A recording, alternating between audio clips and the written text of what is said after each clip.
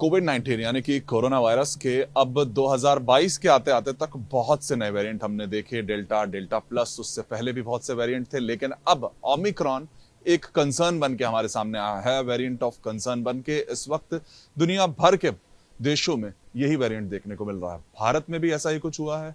इसके मामले 150 से ऊपर हो चुके हैं और अब चिंता है कि किस तरह से इस वायरस से बचा जाए। और उसी लड़ाई में दिल्ली भी अपना काम कर रही है। दिल्ली में अब अस्पतालों की संख्या बढ़ाई गई है। उन हॉस्पिटल्स को अब यहाँ पर समझाया गया है, बताया गया है कि उस वेरिएंट से किस तरह से लड़ना है। नई गाइडलाइंस सामने आ रही हैं। तो ओमिक्रॉन से किस तरह से लड़ना है, ये जानने के लिए आज हम पहुंचे हैं मैक्स साकेत में, मैक्स हॉस्पिटल्स। इस वक्त वो केसेस को देख रहा है, समझ रहा है कि ओमिक्रॉन आया है, क्या होगा, कैसे संभाला जाएगा, उस चीज को देखते हैं ग्राउंड पर।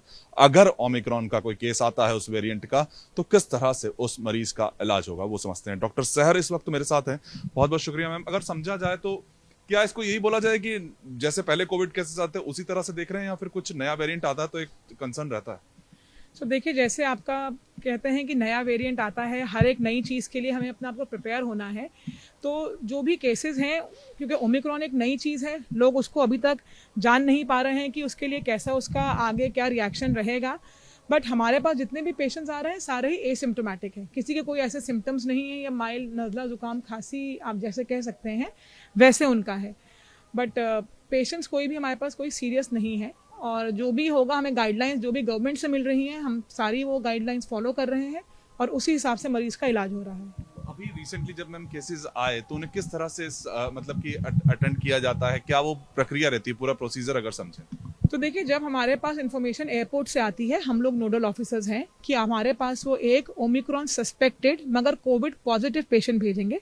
हमने उनके लिए एक अलग जगह बनाई है जिससे कि वो और मरीजों से ना मिल सकें, और इसका हमें इन्फेक्शन रेट जो है उसको कम करने के लिए हम उन मरीजों को अलग रखते हैं। फिर सरकार ही हमें 5 से 6 दिन बाद उनकी जीनोम सीक्वेंसिंग की रिपोर्ट बताती है। जिनका जीनोम सीक्वेंसिंग पॉजिटिव होता है उनको हम दूसरे एरिया में फिर आइसोलेट कर देते हैं, और जिनका नेगेटिव होता है उनको सरकार की गाइडलाइंस के हिसाब से, उनके सिम्टम्स के हिसाब से डिस्चार्ज कर देते हैं। मैम उस एरिया को अगर हम समझें किस तरह से होता है, यहाँ पे हम देख पा रहे हैं पैसेज काफी, तो कैसे होता है, मतलब ये पहला तो जो ये हमने एरिया रखा है, जैसे आप जान सकते हैं, हमने डॉनिंग का एरिया रखा है अपने स्टाफ के लिए, क्योंकि कोई भी मरीज को देखने के लिए जो स्टाफ अंदर जाता है उसको पहले एक पर्टिकुलर ड्रेस में पहनना होता है, पीपीई में। तो ये एरिया हमने डॉनिंग एरिया अपना रखा है, जिससे यहाँ से मरीज डॉन करके, मरीज के लिए जो जितना भी स्टाफ है डॉन करके वो अंदर जाएगा। अब यहाँ पे देखिए, आपने लिखा है बेसिक आइसोलेशन वार्ड। तो ये वो एरिया है जहाँ पे कोविड के सस्पेक्टेड केसेस हैं, suspected for Omicron. They are positive Covid but suspected for Omicron. उनको हमने यहाँ पे एक कैबिन में 2 लोगों को रखा है। इस वक्त अंदर हैं, तो हम प्रॉपर डिस्टेंस मेंटेन करके सारे उनके प्रिकॉशंस लेके उनको हम अंदर रखते हैं। फिर हम उनकी जीनोम सीक्वेंसिंग की रिपोर्ट का वेट करते हैं। जब उनकी वो रिपोर्ट आ जाती है तब हम उनको अलग जो है अलग एरिया में उनको हम आइसोलेट कर देते हैं। इस वक्त अगर हम देखें तो यहाँ पर वो मामले हैं जो कि शायद एयरपोर्ट पे कोविड पॉजिटिव हुए और सस्पेक्टेड थे कि ओमिक्रॉन वेरिएंट हो सकता है जिस कारण वो पॉजिटिव हैं। तो कि वो उसके लिए जीनोम सीक्वेंसिंग के लिए लगभग कितने दिन का वेट करना पड़ता है, और इस अगर एरिया में वो है तो कितने दिन तक शायद रह सकते हैं? तो जीनोम सीक्वेंसिंग के लिए हमें 5 से 6 दिन का वेट करना पड़ता है, क्योंकि जीनोम सीक्वेंसिंग वो 1-2 की नहीं, पूरे एक बड़े बैच की साथ जाती है। तो उसके बाद जब वहाँ से रिपोर्ट हमें आ जाती है कि मरीज जो है वो नेगेटिव है ओमिक्रॉन के लिए या पॉजिटिव, फिर हमारा नेक्स्ट स्टेप होता है। अगर वो पॉजिटिव होता है तो जैसे आप यहाँ देख सकते हैं, हमने बनाया है रेड जोन रिस्ट्रिक्टेड एरिया। यहाँ पे वो मरीज हैं हमारे जो कि हमारे ओमिक्रॉन पॉजिटिव हैं, उनको हम यहाँ पे रखते हैं। और उसके बाद फिर सरकार की गाइडलाइंस के फॉलो करने के हिसाब से उनका 5 दिन बाद फिर RT-PCR रिपीट होगा, और अकॉर्डिंगली उनका कोई सिम्टम्स हैं, कोई और प्रॉब्लम है, उसी हिसाब से डिस्चार्ज प्लान करेंगे हम उनका। मतलब इस वक्त वो ओमिक्रॉन पॉजिटिव केसेस यहाँ पर हैं, तो अगर हम समझें, इस रेड जोन एरिया को समझें, तो यहाँ पर जब इलाज होता होगा तो क्या कुछ अलग तरीके की गाइडलाइंस है कि ओमिक्रॉन आए तो पेशेंट को ऐसे आप जो लोग संभालिए, या फिर कुछ देखिए, जितनी भी जो दवाइयाँ हैं, सब चीज़ें हैं, सबसे अच्छी बात यह है कि हमें कोई भी सीरियस पेशेंट नहीं है, किसी को भी कोई सिम्टम्स नहीं है। तो जैसे पिछली बार भी था, सारा सिम्टम बेस्ड ट्रीटमेंट ही है। किसी को खांसी है, नज़ला है, बुखार है, तो उसी की बेसिक दवाइयाँ दी जाएंगी उनको, वरना कोई और गाइडलाइंस में ट्रीटमेंट की कोई बहुत ज़्यादा तब्दीली नहीं है।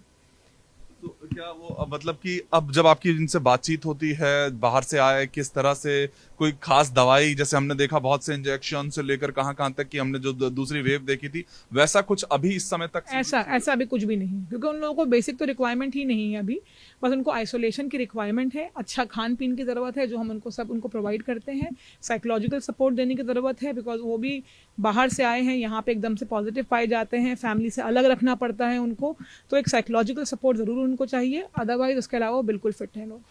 आखिरी सवाल, मतलब पैनिक का भी इस वक्त नहीं है कि ओमिक्रॉन फैल रहा है, लेकिन प्रोटोकॉल्स तो फॉलो करने हैं, लेकिन ओमिक्रॉन को लेकर वो गलत एक फेक न्यूज कहीं ना जाए, उसका शायद अभी इस वक्त हमें ध्यान रखने की जरूरत बिल्कुल कोई ओमिक्रॉन इतना ज़्यादा कोई बहुत ज़्यादा सीरियस वो नहीं है, बट हाँ जो हमारे प्रोटोकॉल्स हैं हैंड वॉशिंग के, मास्क के, सोशल डिस्टेंसिंग के, वो सब हमें फॉलो करने हैं, वही चीज़ें हैं जो हमें एट द एंड हर चीज़ से, हर तरीके के वायरस से बचाएंगी। थैंक यू सो है। तो मच। देखिए, इस वक्त जिस जगह पे मैं हूँ वहाँ पर वो एक रेड जोन है, यहाँ पर ओमिक्रॉन के केसेस जो पॉजिटिव हैं उस वेरिएंट के, वो इस वक्त अंदर हैं, उनका इलाज चल रहा है। जो अब तक यहाँ पर इन्फॉर्मेशन वो ये है कि वो सिम्टम्स जो थे उनको बहुत माइल्ड हैं, उनका अच्छे से इलाज चल रहा है, कुछ समय में वो इलाज लेकर डिस्चार्ज हो जाएंगे।